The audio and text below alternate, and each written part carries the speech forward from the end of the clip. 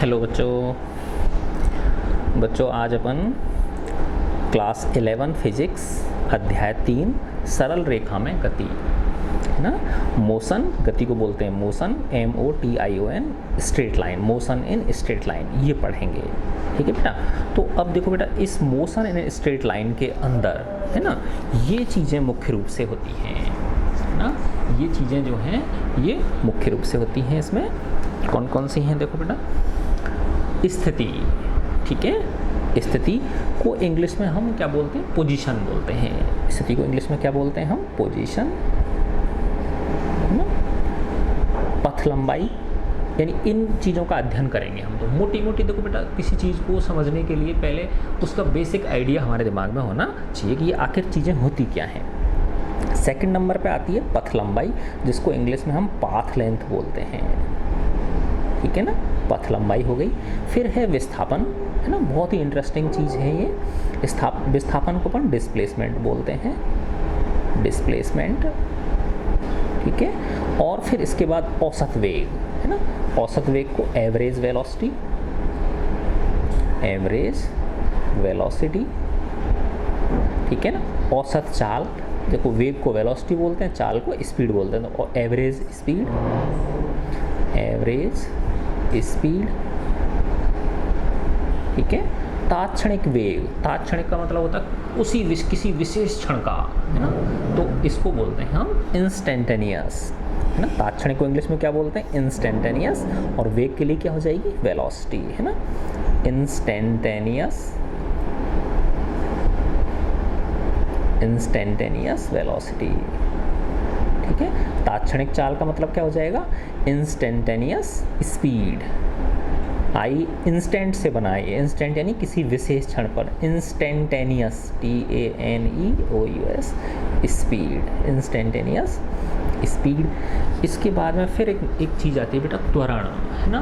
त्वरण को इंग्लिश में बोलते हैं हम एक्सेलरेशन। क्या बोलते हैं? Acceleration, ACCELERATION।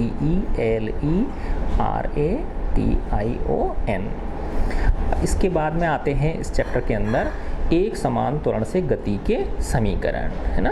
यानी ऐसी गति जिसमें त्वरण कैसा हो?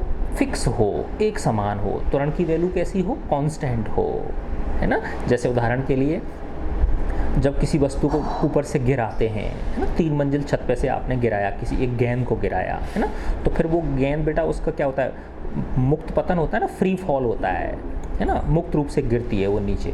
तो वो उस समय किसके अधीन होती है? सिर्फ गुरुत्वीय त्वरण के अधीन होती है। और गुरुत्वीय त्वरण का मान कितना होता है? 9.8 मीटर पर सेकंड स्क्वायर, है ना। तो वो फिक्स रहता है जब ऊपर से छोड़ोगे आप, वहाँ से लेके पृथ्वी की सतह तक पहुँचने में, है ना, उसकी वैल्यू क्या रहती है? G फिक्स रहती है, 9.8 मीटर पर सेकंड स्क्वायर। तो एक समान त्वरण से गति के समीकरण, ऐसे ही माना कोई चीज़ एक समान त्वरण से जा रही है तो उसके 3 समीकरण होते हैं, जिनको कि आपने 10th क्लास में भी पढ़ा था। अब यहाँ थोड़े से क्या है बेटा, वो डिटेल में है। ठीक है। तो इक्वेशन ऑफ मोशन, है ना, equation of motion in constant acceleration. ठीक है ना।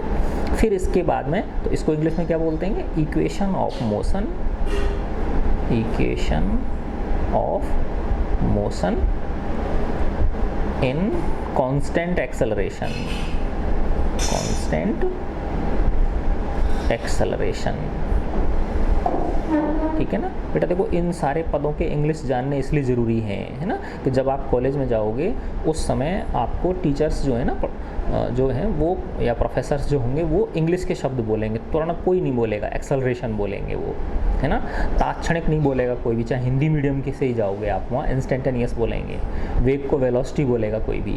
ठीक है ना। तो equation of motion in constant acceleration. इसके बाद में फिर है आपका आपेक्षिक वेग, है ना। आपेक्षिक वेग लिखा रहता है, कहीं कहीं सापेक्ष वेग लिखा रहता है।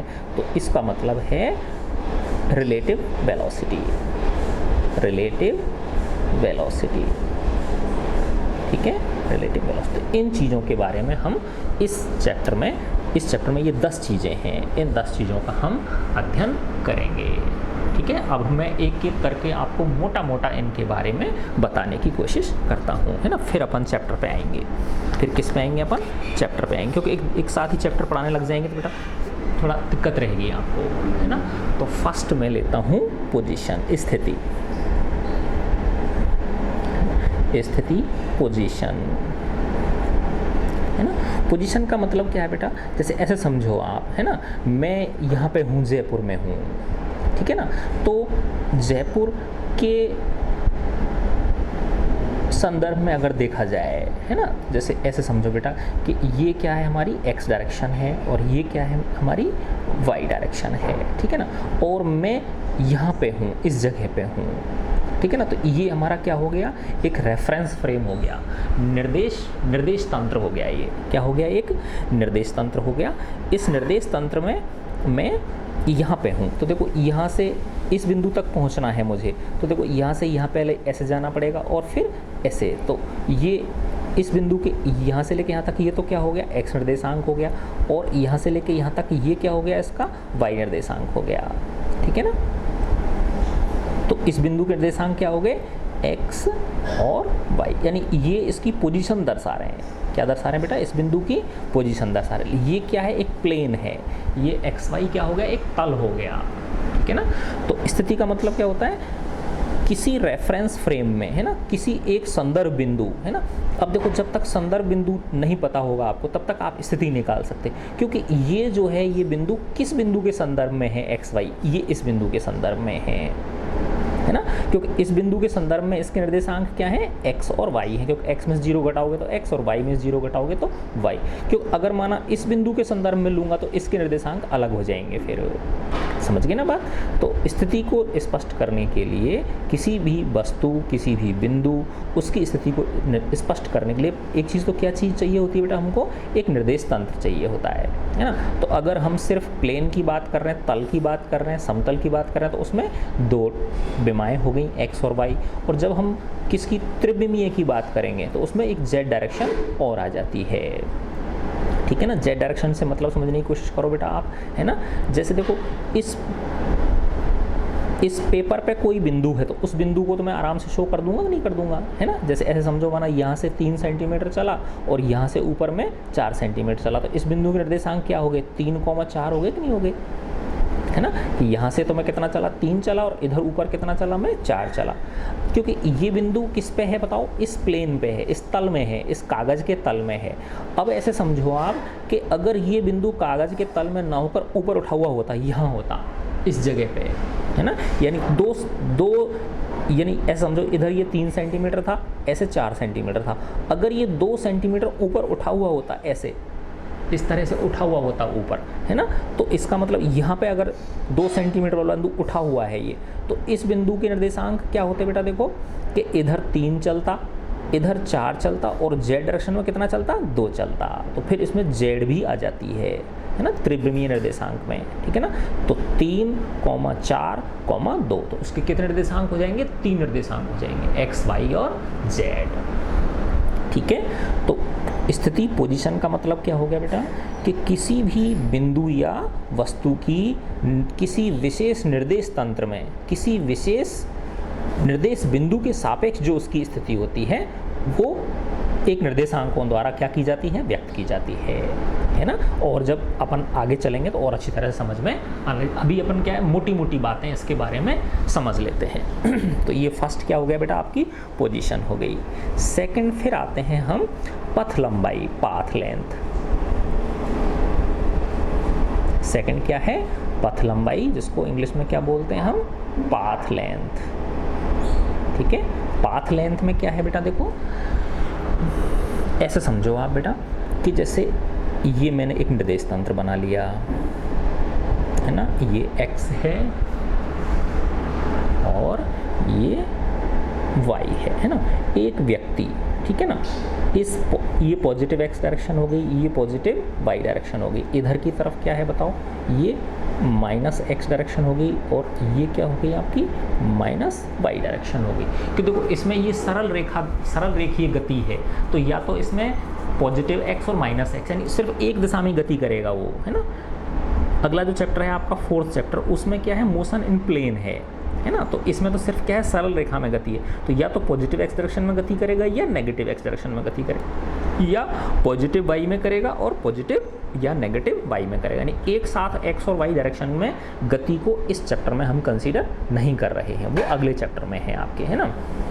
तो ऐसे समझो बेटा कि एक व्यक्ति, ठीक है ना, अब हम क्या निकालना चाह रहे हैं, पाथ लंबाई, यानी उसने कितनी दूरी तय करी।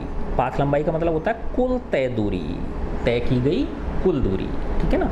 अब ऐसे समझो बेटा, कोई व्यक्ति, है ना, यहाँ से लेके, है ना, और ये 20 मीटर इधर चला, सीधी प्लस एक्स डायरेक्शन में चला, ठीक है ना, और फिर वापस यहाँ से वापस यहाँ 10 मीटर फिर वापस आया, वो इस जगह पे आ गया, है ना। देखो ये O हो गया, ये A बिंदु हो गया और ये B बिंदु हो गया, ठीक है ना।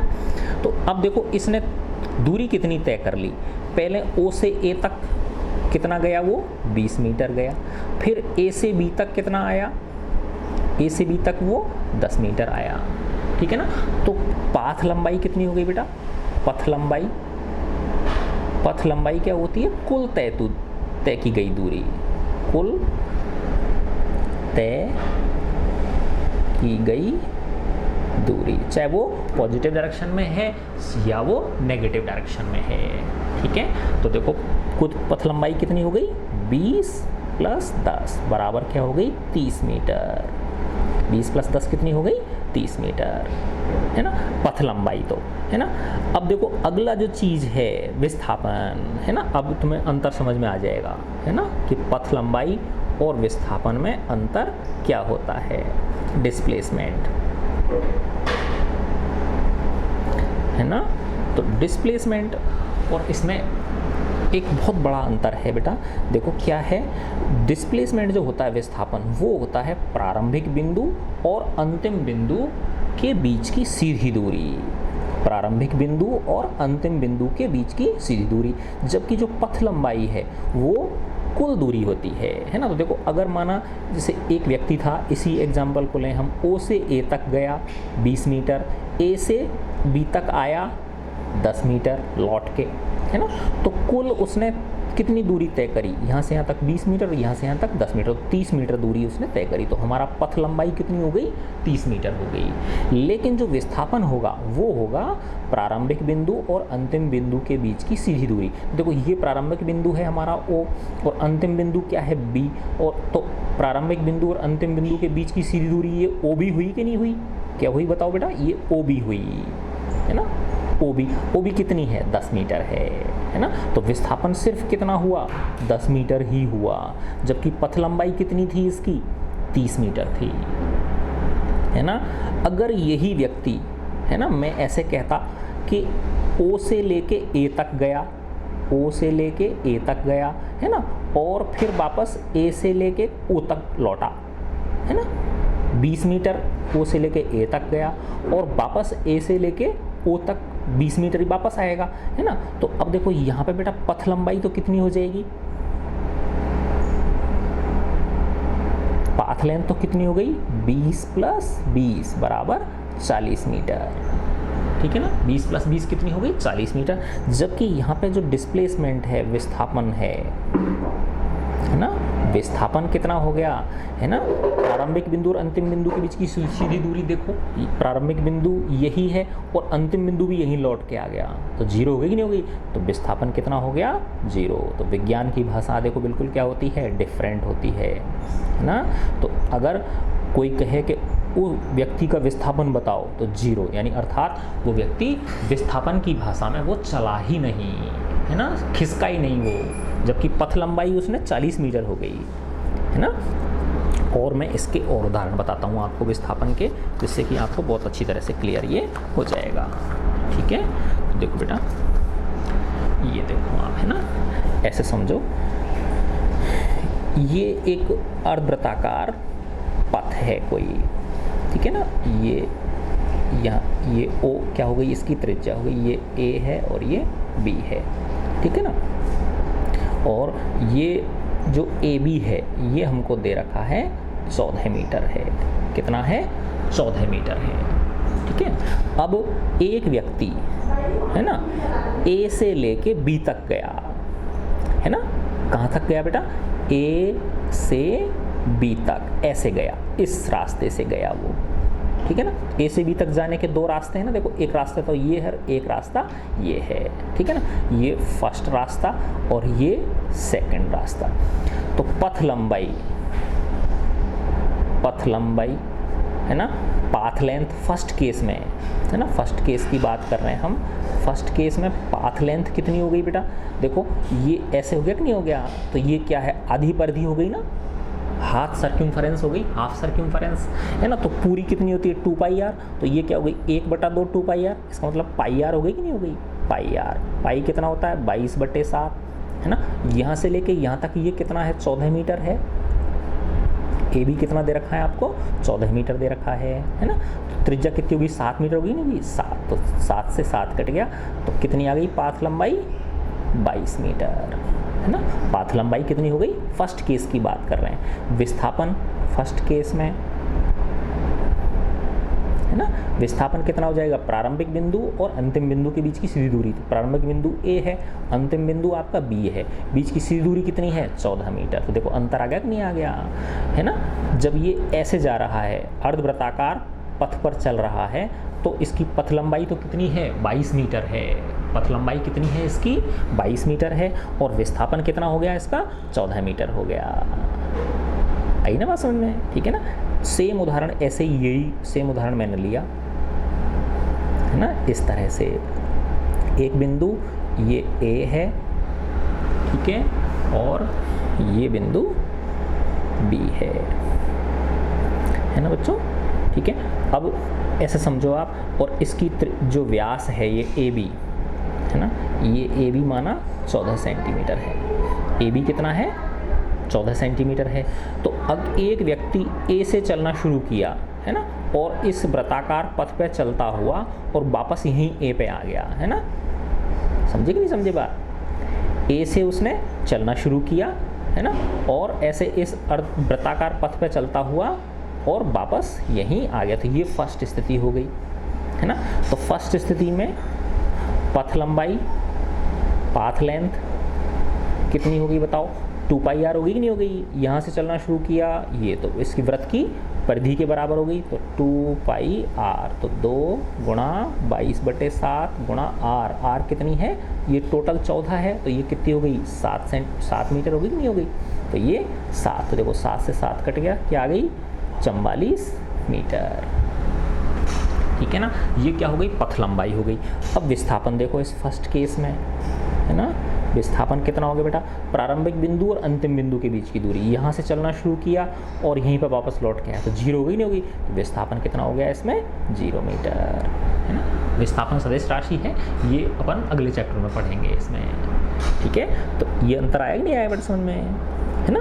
ऐसे ही माना एक कोई आयताकार पथ है, कैसा है आयताकार पथ पर किसी ने गमन किया है ना, माना ये 40 मीटर है, ये 30 मीटर है ना, ये ए बी सी और ये डी, ठीक है ना। एक व्यक्ति ने ए से चलना शुरू किया, बी पे पहुंचा, फिर सी पे पहुंचा, फिर डी पे, फिर ए पे वापस आ गया, पथ लंबाई कितनी हो गई बताओ है ना, बिल्कुल क्लियर हो जाएगा बेटा समझ में आपके है ना। पथ लंबाई कितनी हो गई 40, 30, 70, ये भी 40 होगी कि नहीं होगी, क्योंकि आयत की आमने सामने की भुजाएं क्या होती हैं बराबर, ये 30 मीटर, तो ये भी कितनी हो गई 30 मीटर। तो पथ लंबाई कितनी हो गई 40 + 30 + 40 + 30 है ना, 40 40 80, 30 और 30 60, 80 और 60 कितने हो गए 140 मीटर है ना। और पथ लंबाई क्या हो गई, ए से ए तक लौटा है ये है ना वो। अब इसमें विस्थापन कितना हो गया, विस्थापन कितना हो गया, ए से चला था ए पे ही लौट आया, तो कितना हो गया 0 मीटर, 0, ठीक है। अगर ऐसे होता ए से डी तक है ना, ए से और डी तक है ना, यहाँ से ए पे बी पहुँचा, बी से सी गया, सी से डी, इस जगह रुक गया, डी पे जाके रुक गया वो है ना। तो अब बताओ देखो पथ लंबाई कितनी हो गई बेटा, पथ लंबाई इसकी हो गई 40, 30, 70 और 40 110 मीटर है ना। और विस्थापन कितना हुआ, विस्थापन हुआ बेटा प्रारंभिक बिंदु और अंतिम बिंदु के बीच की सीधी दूरी, ये प्रारंभिक बिंदु है और ये अंतिम है, तो सीधी दूरी कितनी है 30 मीटर।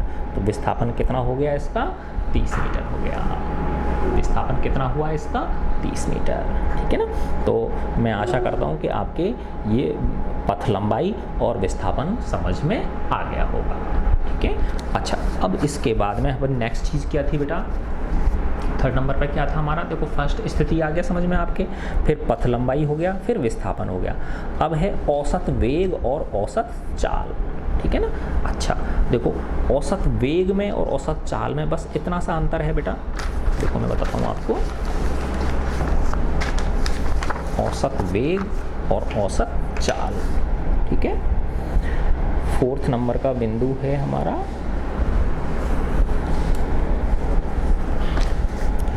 औसत वेग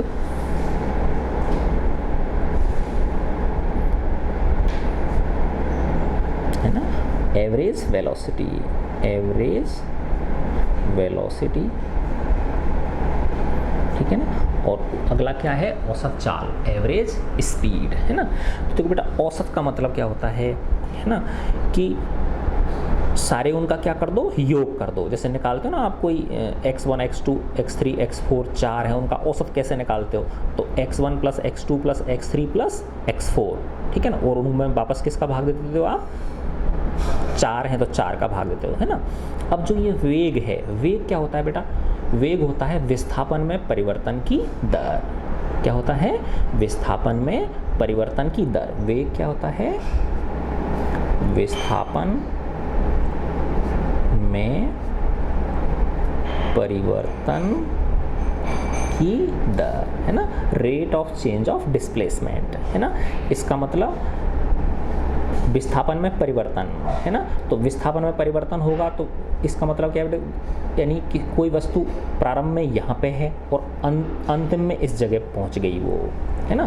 तो अंतिम उसमें से उसका प्रारंभिक स्थिति घटा देंगे, नहीं घटा देंगे तो विस्थापन आ जाएगा, नहीं आ जाएगा, है ना।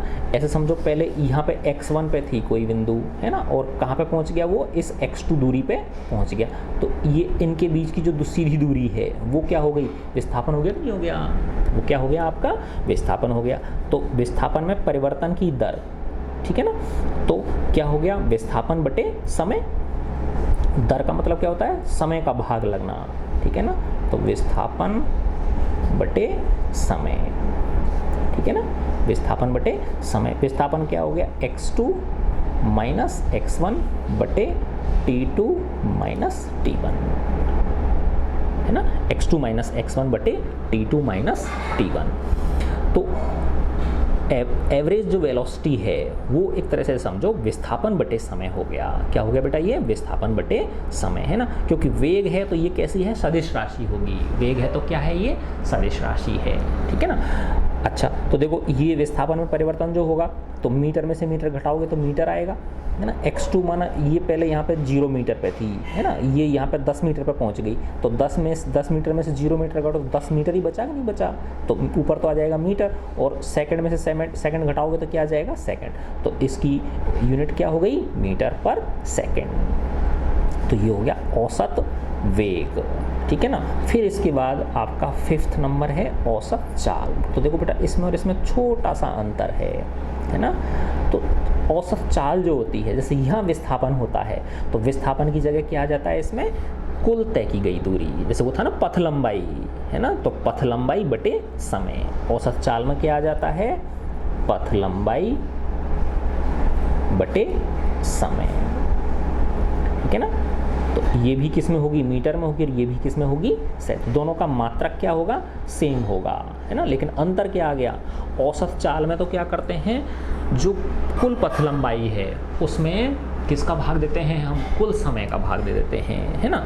और जो वेग होता है, औसत जो वेग होता है उसमें जो विस्थापन है उसमें किसका भाग दे देते हैं हम, समय का भाग दे देते हैं। तो ये क्या मिल जाता है हमको, औसत वेग और औसत चाल। ठीक है बच्चों, अब इसके बाद नेक्स्ट आते हैं हम तात्क्षणिक वेग और तात्क्षणिक चाल, ठीक है ना। 6 है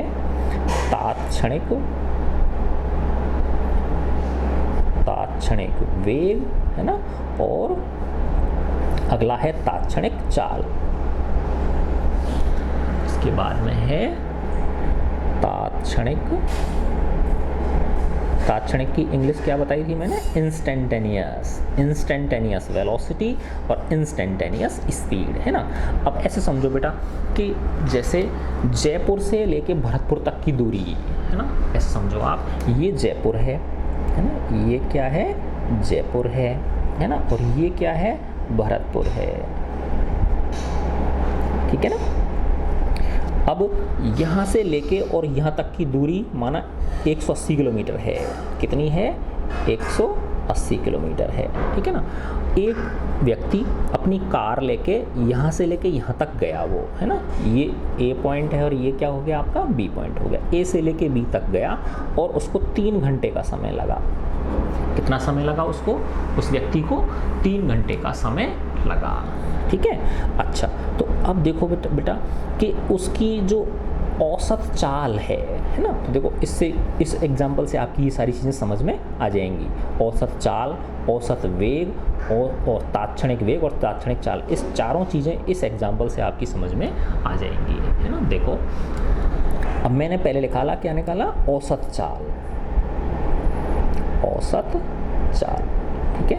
तो औसत चाल क्या हो गई बेटा इस व्यक्ति की, कि कुल तय की गई दूरी बटे कुल समय, है ना, कुल तय की गई दूरी यानी पथ लंबाई बटे समय। तो पथ लंबाई कितनी है, 180 किलोमीटर, है ना, और समय कितना लगा उसको, 3 आवर, तो क्या हो गई, 60 किलोमीटर पर आवर, ये इसकी औसत चाल हो गई, है ना।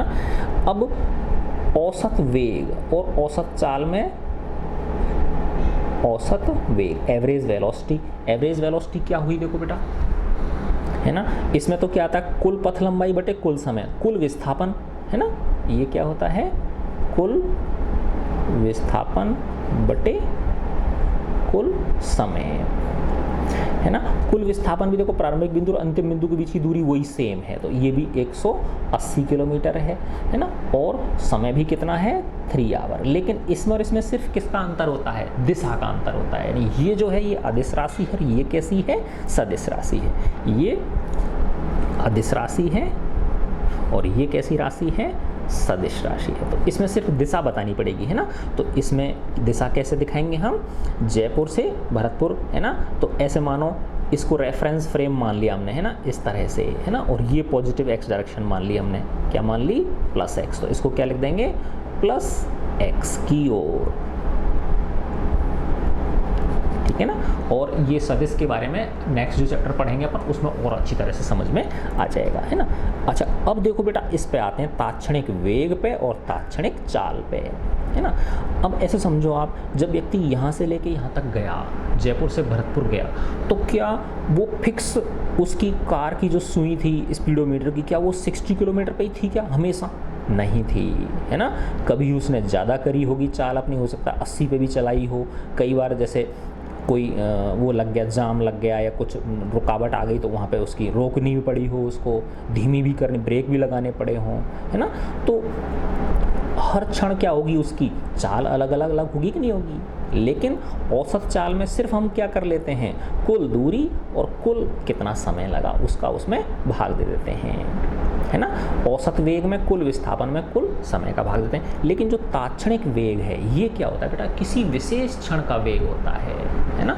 ऐसे समझो जैसे यहाँ से लेकर 3 घंटे लगे ना इसको, तो मैं कहूँ जयपुर से रवाना होने के बाद 1 घंटे और 10 मिनट और 5 सेकंड पे उसकी चाल कितनी थी, तो उस पर्टिकुलर इंस्टेंट पे हो गई कि नहीं हो गई, वो विशेष उस क्षण पे हो गई वो चाल उसकी, है ना। तो वो क्या कहलाएगी, इसकी तात्क्षणिक चाल कहलाएगी, ठीक है ना।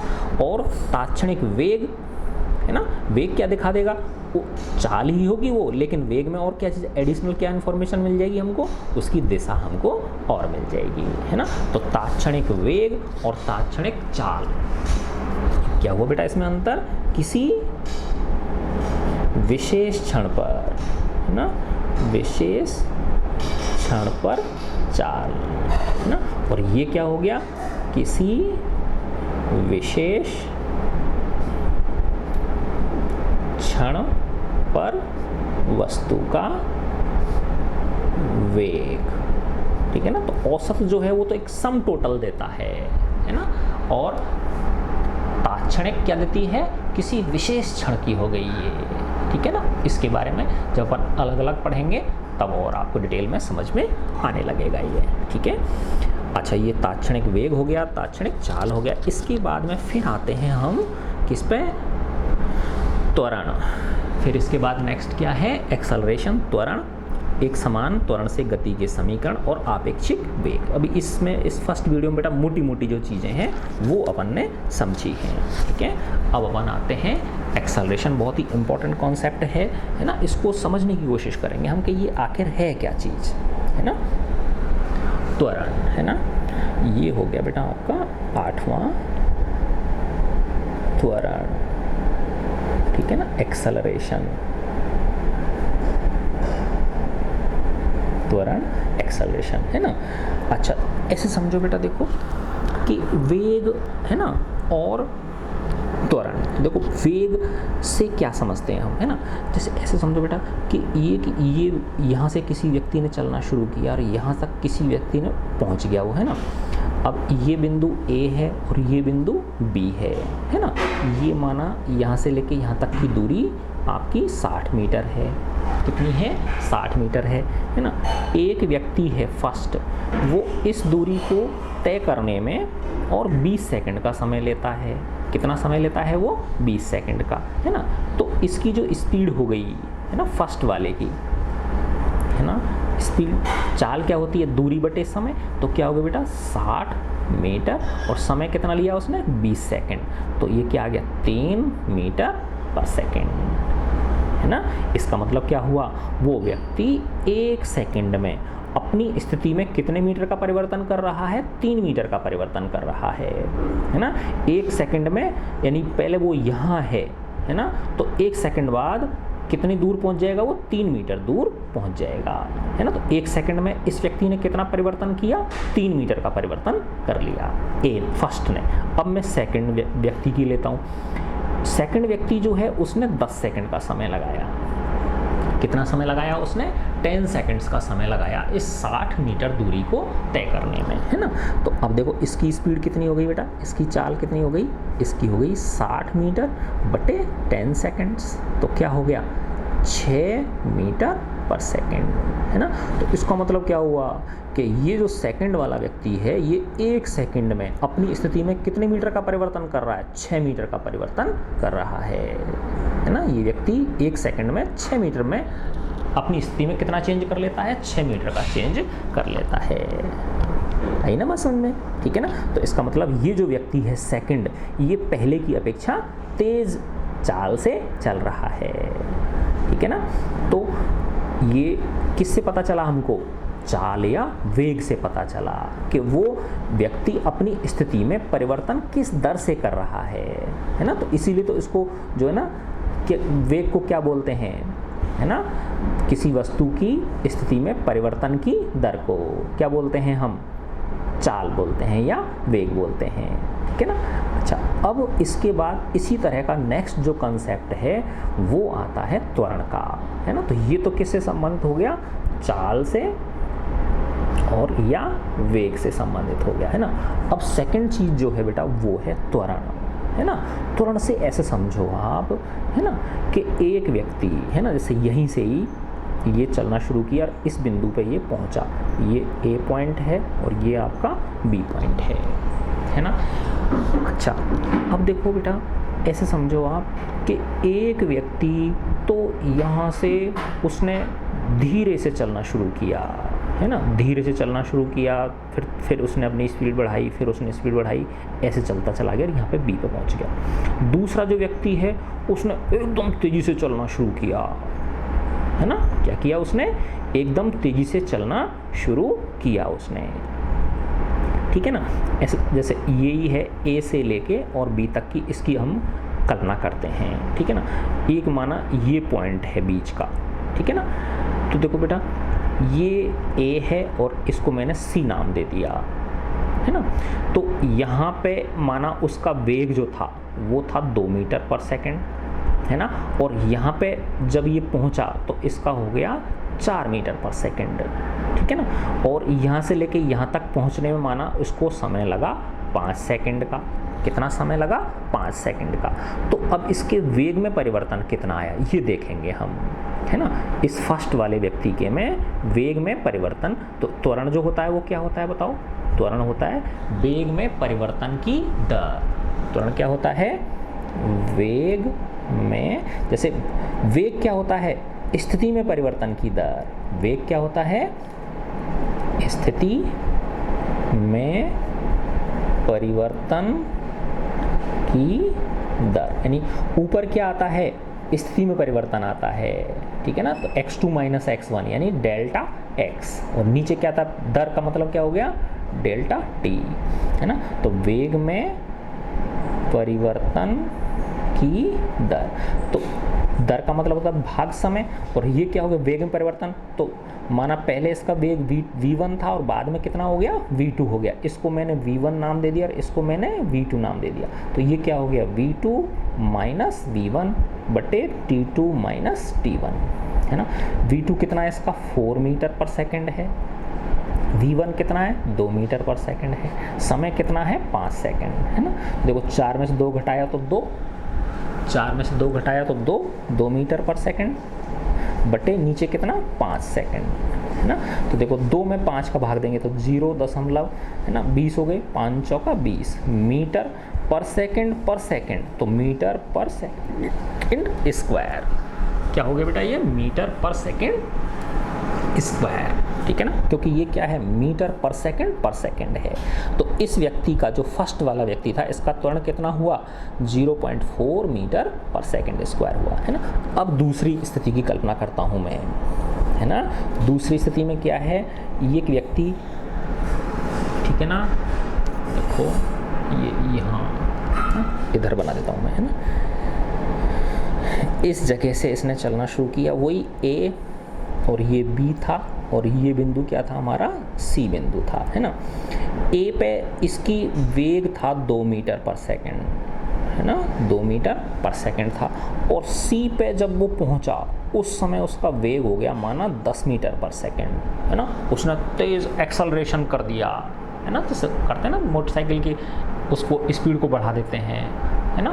तो वो बोलते हैं ना एक्सीलेटर बोलते हैं। तो एक्सीलेटर क्या होता है? एक्सेलरेटर होता है वो, यानी त्वरण उत्पन्न करने वाला। तो उसको जैसे ही हम क्या करते हैं, उसको खींचते हैं ना, मोटरसाइकिल के राइट साइड में जो होता है हाथ के, है ना, तो उसको खींचते तो मोटरसाइकिल तेज चलने लगती, तो उसको एक्सीलेटर बोलते हैं ना। तो एक्सीलेटर नहीं होता, वो एक्सेलरेटर होता है, इसी से बना है वो, एक्सेलरेशन से, यानी वो त्वरण उत्पन्न कर देता है, यानी वेग में क्या कर देता है? परिवर्तन उत्पन्न कर देता है। और वही समय 5 सेकंड का समय था। समय कितना था? वही 5 सेकंड का था। तो अब देखो बेटा, तो ये वेग में परिवर्तन को क्या बोलते हैं? त्वरण। और इसको हम a से डिनोट करते हैं, एक्सेलरेशन। किससे डिनोट करते हैं? a से डिनोट करते हैं, है ना। तो इस केस में a कितना हो गया? v2 माइनस v1 बटे t2 माइनस t1, है ना। v2 कितना है? 10 मीटर पर सेकेंड। v1 कितना है? 2 मीटर पर सेकेंड, है ना। तो 10 माइनस 2 मीटर पर सेकेंड बटे 5 सेकेंड, है ना। तो क्या आ गया? 8 बटे 5 मीटर पर सेकेंड। तो इसमें भाग दोगे तो 5 एकम 5, 30, 5 छिक्की 30, 1.6 मीटर पर सेकेंड स्क्वायर। तो देखो इस व्यक्ति का त्वरण कितना आ रहा था? 0.4 मीटर पर सेकेंड आ रहा था, है ना। और इसका कितना है बताओ? 1.6 मीटर पर सेकेंड स्क्वायर हो गया, है ना।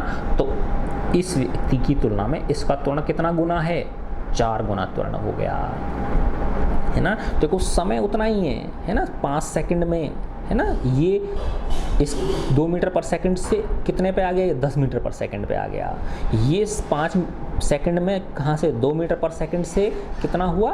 4 मीटर पर सेकंड हुआ, है ना। जैसे उदाहरण के लिए और समझो आप, जैसे एक तो सिंपल जो बाइक होती है ना, सिंपल जो बाइक होती हैं वो ले लो, और एक जो बेटा पावर बाइक होती हैं, है ना, जो हायाबुसा इस तरह की जो बाइक होती है ना, जो बड़ी बहुत महंगी होती हैं, है ना, तो ब्रर ऐसे करके चलती हैं, है ना। तो उनमें क्या होता है, जो पावर बाइक होती हैं, स्पीड बाइक जो होती हैं, रेसिंग बाइक, बहुत जल्दी, बहुत मिनिमम समय में और वो बहुत ज़्यादा त्वरण प्राप्त कर लेती हैं, है ना। जबकि जो सिंपल वाली बाइक होती हैं वो ज़्यादा समय लेती हैं उतना वेग प्राप्त करने में, है ना। जबकि वो वाली जो बाइक होती है पावर बाइक, वो कम समय में ही उतना वेग अटेन कर लेती हैं। ठीक है बेटा। अच्छा, तो ये आपका त्वरण हो गया। फिर इसके बाद में नेक्स्ट क्या था, 9th पॉइंट पे था गति के 3 समीकरण, है ना। Motion of equation of motion with constant acceleration. तो बेटा देखो, वो जो 3 पढ़ते थे ना तुमने 10th क्लास में पढ़ी थी, v बराबर u plus a t, second थी s बराबर u t plus half a t square, है ना। और तीसरी थी v square equal to u square plus 2as, है ना। इसी के ही थोड़ा सा विस्तृत रूप है इसमें, वो पढ़ेंगे अपन। अब इसके बाद फिर ये इधर आएगा, है ना, 9। और फिर इसके बाद लास्ट इसमें है आपेक्षिक वेग, आपेक्षिक वेग, रिलेटिव वेलोसिटी, रिलेटिव वेलोसिटी, है ना। ये बहुत इंपॉर्टेंट कंसेप्ट है रिलेटिव वेलोसिटी का, है ना। उदाहरण के लिए ऐसे समझो बेटा, है ना, कि एक ट्रेन जा रही है ना, एक ट्रेन जा रही है और एक व्यक्ति यहाँ प्लेटफॉर्म पे खड़ा हुआ है ना। ये व्यक्ति ए है ना, समझे ना बात। और एक ये ट्रेन इस तरह से जा रही है, ठीक है ना, इस डायरेक्शन में जा रही है ये, ठीक है ना। तो देखो, इस ट्रेन के अंदर जो बैठा हुआ व्यक्ति है ना, वो जब ये व्यक्ति देखेगा उसको, ए व्यक्ति जो है ना, इस व्यक्ति को देखेगा तो इसकी स्थिति पहले तो इसके सामने थी, है ना, यहाँ पे थी। फिर थोड़ी देर बाद इसकी स्थिति यहाँ आ जाएगी, नहीं आ जाएगी, फिर थोड़ी देर बाद इसकी स्थिति यहाँ आ जाएगी, फिर इधर आ जाएगी। तो इस व्यक्ति के सापेक्ष इसकी स्थिति में परिवर्तन हो रहा है कि नहीं हो रहा है ना। इस व्यक्ति के सापेक्ष इस व्यक्ति की स्थिति में क्या हो रहा है, परिवर्तन हो रहा है, ठीक है ना। दूसरा ऐसे समझो, आपके इसी रेलगाड़ी के अंदर 2 व्यक्ति आमने सामने बैठे हुए हैं या पास पास बैठे हुए हैं, है ना, इसी रेलगाड़ी के अंदर ही बैठे हुए हैं, ठीक है ना।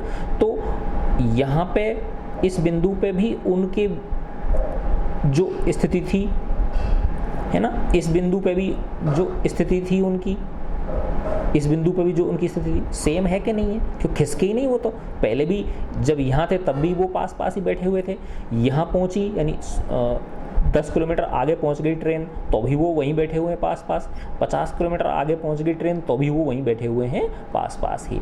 तो देखो बेटा कितना अंतर आ गया कि वो जो व्यक्ति बाहर था, है ना, ऐसे समझो यहाँ पे 0 किलोमीटर था और यहाँ पे 50 किलोमीटर है और यहाँ पे ये 25 किलोमीटर है ना। तो इस व्यक्ति के सापेक्ष तो जो व्यक्ति इसमें बैठा हुआ था, है ना, वो जब यहाँ पहुँचा तो कितनी दूरी हो गई इसकी, 25 किलोमीटर की स्थिति में परिवर्तन आ गया कि नहीं आ गया। इस व्यक्ति की स्थिति में कितना परिवर्तन आ गया, 25 किलोमीटर की में आ गया। जब ये ट्रेन यहाँ पहुँच गई 50 किलोमीटर पे, तो इस व्यक्ति के सापेक्ष इन व्यक्तियों की स्थिति में कितना परिवर्तन आ गया, 50 किलोमीटर का परिवर्तन आ गया। लेकिन अगर एक दूसरे के सापेक्ष देखें तो यहाँ भी उनके बीच परिवर्तन 0 था, यहाँ भी उनके बीच परिवर्तन 0 है और यहाँ भी क्या है, उनके बीच में परिवर्तन 0 है ना। तो ये क्या है बेटा, यानी एक वस्तु के सापेक्ष दूसरी वस्तु का वेग, है ना, वो क्या होता है, आपेक्षिक वेग, रिलेटिव वेलोसिटी, है ना। जैसे तुमने नोट किया होगा बेटा, है ना, कि उस पर सड़क पे चल रहे हो आप, है ना, एक बस इधर जा रही है ना, और ना दूसरी बस भी, जैसे वो होती है ना 4 लेन की रोड होती है, दूसरी बस भी आई इधर से पीछे से और इसने क्रॉस इसी सेम डायरेक्शन में चलना शुरू किया, है ना, चलना शुरू किया, है ना। तो कई बार ऐसा होता है कि इसकी और इसकी स्पीड दोनों की सेम हो जाती है, ये भी एक इसी दिशा में जा रही है बस और ये भी क्या है, इसी दिशा में जा रही है बस, है ना। तो कई बार ऐसा होता है कि ये दोनों ड्राइवर जो है ना, इनकी स्पीड एक जैसी हो जाती है, तो इसकी स्पीड भी हो गई और इसकी स्पीड भी सेम हो गई, यानी ये मैंने ए मान ली और ये बी मान ली। तो इस बस में बैठे हुए जो सवारी होंगी और इस बस में बैठी हुई सवारी ऐसी लगेंगी कि वो चल ही नहीं रही आपस में, है ना। एक दूसरे को जब देखेंगे वो तो ऐसा लगेगा वो चल ही नहीं रहे, जबकि नीचे झांक के देखेंगे सड़क पे तो ऐसा लगेगा बहुत तेज़ी से चल रही है बस, है ना। तो इसका मतलब क्या हुआ कि सड़क के सापेक्ष ये है ना। माना इसकी 50 किलोमीटर 80 किलोमीटर पर आवर इसकी स्पीड है ना, और इसकी भी स्पीड कितनी है 80 किलोमीटर पर आवर है ना। तो एक दूसरे के सापेक्ष तो जीरो होगी कि नहीं होगी, क्योंकि 80 में से 80 घटाओगे तो जीरो हो गई, सेम अगर है तो, है ना। 80 में से 80 घटाओगे तो क्या हो गई, जीरो हो गई। तभी तो वो एक दूसरे को कैसे लगते हैं, अगर दोनों की सेम स्पीड हो जाती है और सेम डायरेक्शन में जा रहे हैं, है ना, तो ऐसा लगता है कि वो चल ही नहीं रहे, है ना, क्योंकि 80 में से 80 घटाओगे तो क्या हो गया, जीरो हो गया। लेकिन जब नीचे झांक के देखेंगे ज़मीन में, तो ज़मीन तो क्या है, स्थिर है ना, तो ज़मीन की वेग क्या हो गया, जीरो हो गया। तो 80 में से जीरो घटाओगे तो क्या है, 80 किलोमीटर। तब आप ज़मीन पर जब झांकोगे उस बस में से, तो कैसा लगेगा, हाँ ये बस हमारी जो ए है ये कितनी चल रही है, 80 किलोमीटर पर आवर की स्पीड चल रही है। बी में बैठी हुई सवारियाँ जब नीचे से सड़क पर झाँकेंगी, देखेंगी सड़क को नीचे की तरफ, तो उनको लगेगा हाँ हमारी बस भी कितनी 80 किलोमीटर पर आवर की स्पीड से चल रही है। लेकिन जब वो एक दूसरे को देखेंगे तो उनको क्या लगेगा कि हमारी बस चल ही नहीं रही है ना। जब थोड़ा सा कोई तेज़ एक्सीलेटर दबा देगा, माना इसने तेज़ कर ली, तो ये इससे क्या हो जाएगा, धीरे धीरे करके इससे बाहर निकल जाएगा। समझे नहीं समझे बात, है ना। इसका उल्टा इस तरह से होता है, माना एक बस इस डायरेक्शन में जा रही है और दूसरी बस इधर से आई, ऐसे यूँ आई, है ना, तो तुमने देखा होगा फट से निकल जाती हैं, वो 1 सेकंड का भी समय नहीं निकलता, ऐसे निकलती हैं। क्यों निकलती हैं बेटा, कि इस केस में जो इनका जो आपेक्षिक वेग है वो जुड़ जाता है ना। माना ये 80 किलोमीटर पर आवर से इधर जा रही थी, इस डायरेक्शन में जा रही थी, और ये 80 किलोमीटर पर आवर की स्पीड से इस डायरेक्शन में जा रही है। तो अब इनका जो आपेक्षिक वेग हुआ, इसके केस में ए का बी के सापेक्ष आपेक्षिक वेग, है ना, तो VAB ऐसे बोलते हैं इसको। तो 80 माइनस 80 कितना हो गया, 0 किलोमीटर पर आवर, है ना। और इसमें ये A है और ये B है, तो VAB, A का B के सापेक्ष वेग कितना हो गया, 80 प्लस 80, तो कितना हो गया, 160 किलोमीटर पर आवर। इसीलिए वो फट से निकल, ऐसी कई बार तुमने ट्रेन देखा होगा, है ना, जब ट्रेन विपरीत दिशा से आती है तो कितनी ऐसा लगता है कितनी कोई तूफान सा आ गया, आंधी सी आ गई, इतना तेज़ वो चलने लग क्रॉस करती हैं, इतनी तेज़ी से वो एक दूसरे को क्रॉस करती हैं, है ना। तो मैं आशा करता हूँ बेटा आपको मोटी मोटी चीज़ें इसके बारे में आ गई होंगी। अगले वीडियो में हम इससे अब इनको डिटेल्स में पढ़ेंगे। ठीक है बच्चों, गॉड ब्लेस यू बेटा।